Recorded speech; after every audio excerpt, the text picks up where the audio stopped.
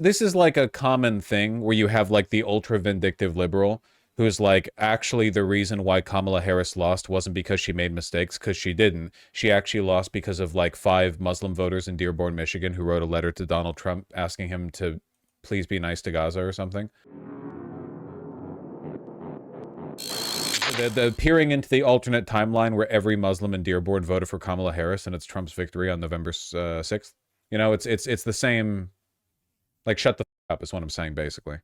It's just another way for them to find anything to blame except for themselves, and thus they avoid making any kind of like changes to the way they approach these issues and guarantee loss in the future. Same thing over and over and over.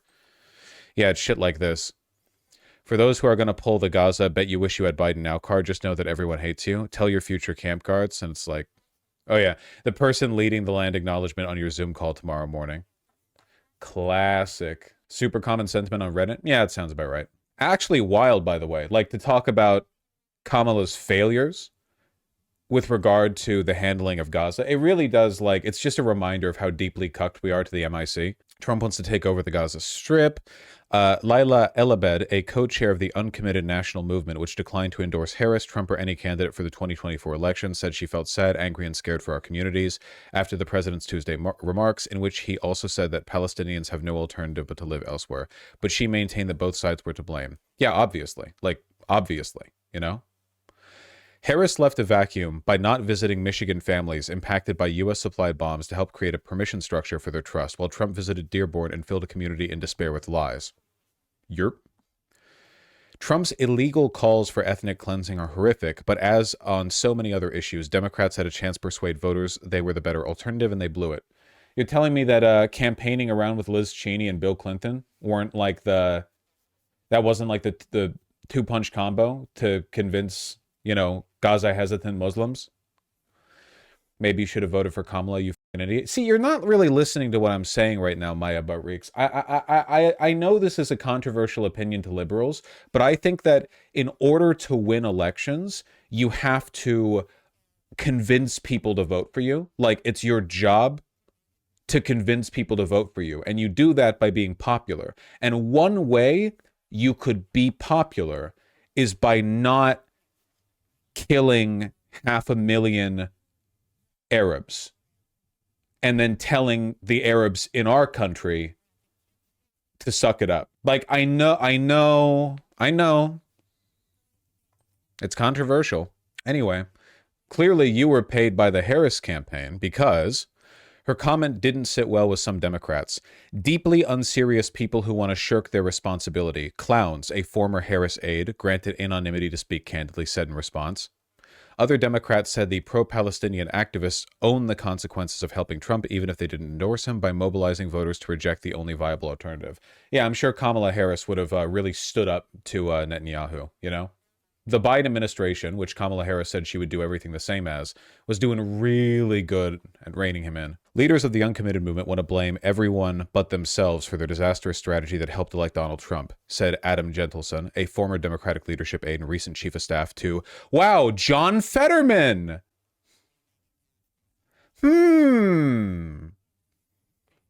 It's almost like all of these people are wealthy consultants and like paid by the opposition. Like AIPAC blood money is all over the people supplying their opinions here, you know? Bosch, you're making it sound like Kamala Harris would have called for the ethnic cleansing of 2 million people. No, I bet she would have hand-wrung very convincingly, while Netanyahu did literally all the same things that he's about to. Is the claim that uncommitted members, voters made the difference, or their rhetoric? No. Their claim is that they did nothing wrong. Like, the Kamala Harris's claim, or the claim of her campaign is like, don't blame us, even though we suck shit in our ass and we handed the country over to fascists. It's not our fault. It's like 5 Muslims in Dearborn who are at fault, actually.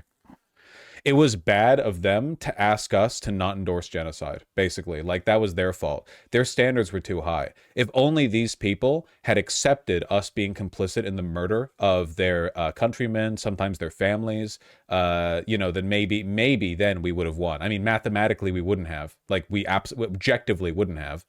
But yeah, that basically it's their fault, is what I'm saying. While it's impossible to pin down exactly how much the movement affected the outcome of the 2024 election, there are signs that the vocal criticisms from some advocates had an impact in turning Democratic-leaning voters away from Harris. The city with the largest Arab American population in the country, Dearborn, Michigan, voted for Trump by around 2,600 votes in November after backing Biden by more than 17,500 votes 4 years earlier. That wouldn't have turned the election had things gone the other way. Anyway, you want to know how bad the Kamala Harris campaign was at appealing to these voters? Again, if you think these voters are at fault, you should see the expert strategies the Kamala Harris campaign employed to win their vote. Okay? Some Biden-Harris backers sounded the alarm in March 2024 when about 100,000 Michiganders voted uncommitted in the Democratic primary, delivering a rebuke to the then president as they demanded that his administration end U.S. assistance to Israel as it bombarded Gaza. But Biden and Harris, while acknowledging the concerns about the soaring death toll in Gaza, were unwilling to upend decades of U.S. policy. Over the past 16 months, the Biden-Harris administration's full, unobstructed support for Israel's campaign of genocide and ethnic cleansing has failed to remove the Palestinians of Gaza from their land. It is not Trump, just as it was not Biden or Harris, who decides what the Palestinians can or cannot do. That decisions belong solely to the people of Palestine. Mamoun Slahi of Minnesota, who's part of another group called Uncommitted Grassroots, called Trump's proposal for the U.S. to take control of Gaza infuriating because the U.S. government has zero right to be anywhere near that situation. But when asked if he regretted not endorsing Harris over Trump, Slahi said he didn't because he believes Trump and Harris were two sides of the same coin. When it comes to Israel, they certainly are. I noticed the people in chat who are criticizing the voters here are all new chatters. That's interesting. Like literally every time I look at chat and the people are like, well, maybe they should have voted for Kamala, they have a new chatter badge next to their name. It's very interesting. Dude, listen to this. Even inside the Harris campaign, there was dissent about whether she needed to take a more aggressive stance on Gaza. A Harris organizer who worked on youth turnout said that senior campaign officials gave them an order. When they sent out mass volunteer or fundraising emails and people replied by asking about Gaza, they were told to mark it as no response. The result? They seldom ended up engaging with voters on that issue. We also didn't create a new category for Gaza responses out of fear the category would be leaked. Instead, we were told to mark them as no response. So they deliberately ordered not to collect any data on the issue because they're so loyal to genocide in Gaza. They don't even want to hear, like they don't even want the data on how many people are opposed. Like when people say like, we don't know how many voters were primarily motivated by disgust over what's happening in Gaza, like they didn't collect the info. Like they chose not to. It was never on the table. Everything else is on the table. This was not. Every issue can be walked back on except loyalty to genocide in Gaza. The organizer said, faulting top Harris campaign leaders for failing to address the issue. The only clowns out there are those who were in senior leadership and decided to abdicate on the issue, who silenced a Palestinian speaker at the DNC, and who told us to ignore it every time a voter asked us about Gaza. Yeah, not a campaign with any serious intention to win, you know? Or at the very least, like, Democrats would rather lose and throw the country to fascism than back even an inch off on Israel. Because they're loyal first and foremost to their donors, and their donors tell them what to believe on this, and it's that simple. Like, how can you possibly blame uncommitted voters when this is the stance of the marking it as no response? Insane. How could a party that does this fail to win the popular vote? Yeah. They did everything in their power to lose. They still have no clue as to why. Yeah. Or a lot of them are paid to pretend they don't know why.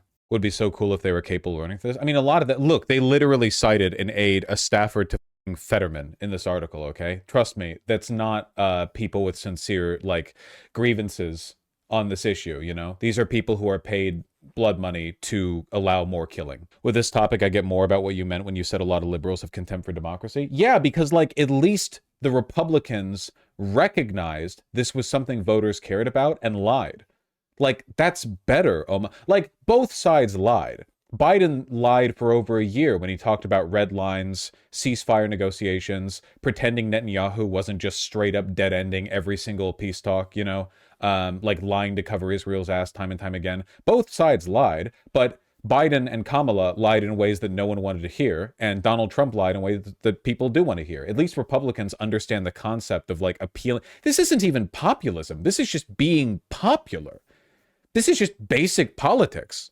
Liberals talk down to people. I mean, Liz Cheney, you know? Remember the shit Bill Clinton said saying Israel was forced to kill Palestinians. Always nice to remember they spend 3 times as long fundraising as they do legislating. Incredible. Congress spends more time dialing for dollars than on legislative work. Oh yeah. Oh yeah. Yeah. From 2016. That's very much the case. Yeah. Mostly talking to like lobbyists and shit. The Bill Clinton speech still floors me. It's really bad. Let me talk about the hardest issue here in Michigan is the Middle East. I understand why young Palestinian and Arab Americans in Michigan think too many people have died. I get that. But if you lived in one of those kibbutzim in Israel, right next to Gaza. This is what the people of Michigan wanted to hear in this moment. Were the most pro-friendship with Palestine, most pro-two-state solution of any of the Israeli communities were the ones right next to Gaza. And Hamas butchered them. And so then the people who criticize it are essentially saying, yeah, but look how many people you've killed in retaliation. So how many is enough for you to kill to punish them for the terrible things they did? That all sounds nice until you realize, what would you do if it was your family? That's also not true. People in Sderot are known to watch and cheer as Gaza get. Oh yeah, like the average Israeli is like Hitler, basically. Literally every poll conducted of Israelis is like, yeah, it's pretty. It's an ongoing settler colonial project. It's not just like a regular country, you know?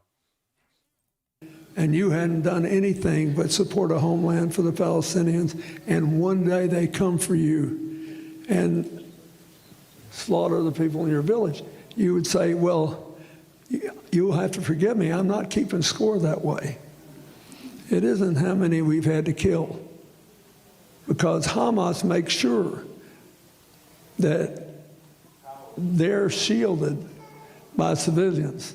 They'll force you to kill civilians if you. Please remember, like, this is a beloved former president, a 2-term president who's well regarded in the Democratic Party for some reason, that they wheeled out specifically in response to people being concerned about the excessive civilian casualties in the Gaza Strip. Like, it wasn't regular campaigning. They brought him out specifically for this. They were like, I know what we can do. Want to defend yourself. And I think part of it is that Hamas did not care about a homeland for the Palestinians. They wanted to kill Israelis and make Israel uninhabitable. Well, I got news for them. They were there first. Before there was, their faith existed, they were there. In the time of King David, and the southernmost tribes had Judea and Samaria. So here's what I want to tell you. I'm going to do everything I can to convince people that they cannot murder their way out of this, neither side. You can't kill your way out of this. And they have to make a new beginning. That's great, man. Sorry, yeah, it's very important to remember, like, how much the Democrats didn't care about winning if it came at the cost of their eternal fealty to Israel.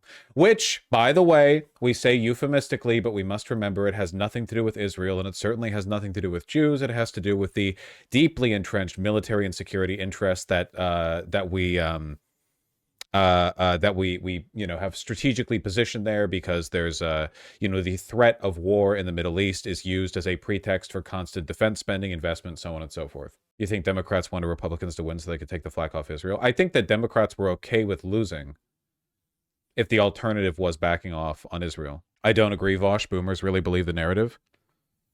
That's not a boom. That's Bill Clinton. That's Kyle Epstein friend Bill Clinton. It's not just a random boomer, you know. He was in the room where it happened.